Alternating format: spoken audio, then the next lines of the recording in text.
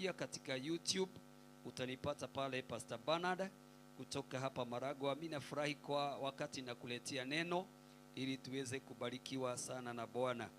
Na siku hii ya leo ningetaka nifundishe kuhusu something called God's presence, uwepo wa Bwana. Na uwepo wa Bwana ni wa muhimu sana kama utaweza kutreat, yani kama utaweza kutreat the presence of God in a good manner.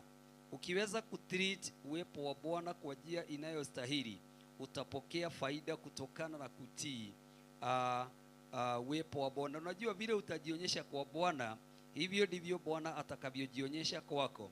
Ukionyesha kwamba uko na heshima na Bwana, naye Bwana hakika atajionyesha kwamba ako na heshima na wewe. Na kama hautamheshimu Bwana, basi naye hata kuheshimu. Hivyo ndivyo inaenda. So ukikaa vizuri na uwepo wa Bwana, uwepo wa Bwana unaweza kukufanya vizuri. Na ukikaa vibaya na uwepo wa Bwana, pia vile vile unaweza kupata matokeo mabaya. Unakumbuka wana wa Eli walikaa na presence ya Bwana katika madhabahu, wakakaa vibaya katika madhabahu ya Bwana. Na tunaona ya kwamba waliletea shida nyumba yake ya Eli, yote ikaletewa shida. Na kwa hivyo ukikaa vizuri na uwepo wa Bwana, pia vile vile unaweza kupata baraka. Wale walipata maangamizo, wakaangamia, nyumba ya Eli ikaangamia kwa sababu kuna watoto wa Eli walikaa vibaya na uwepo wa Bwana. Lakini ukikaa vizuri na uwepo wa Bwana, kwa hakika utapokea baraka katika maisha yako. Utazidi kupokea baraka katika maisha yako.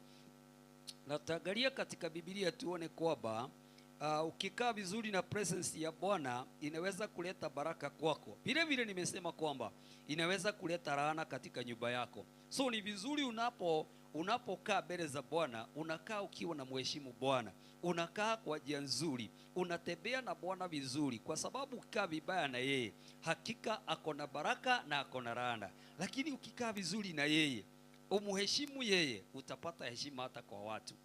Ukikaa na yeye, itakuwa sawa. Vile utajidhihirisha kwa Bwana, hivyo ndivyo naye pia atajidhihirisha kwako.